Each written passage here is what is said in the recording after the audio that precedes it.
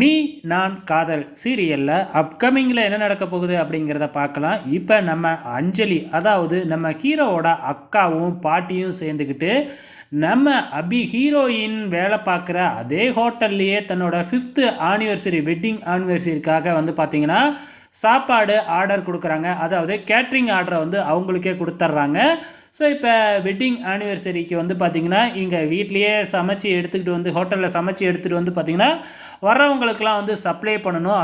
அதுக்காக வந்து பார்த்திங்கன்னா நம்ம அனு, அதுக்கப்புறம் நம்ம ஹீரோயினோட அத்தை, இவங்க பாய் எல்லாருமே வந்து பார்த்திங்கன்னா இந்த வெட்டிங் ஆனிவர்சரி ஃபங்க்ஷனுக்காக வந்து வராங்க.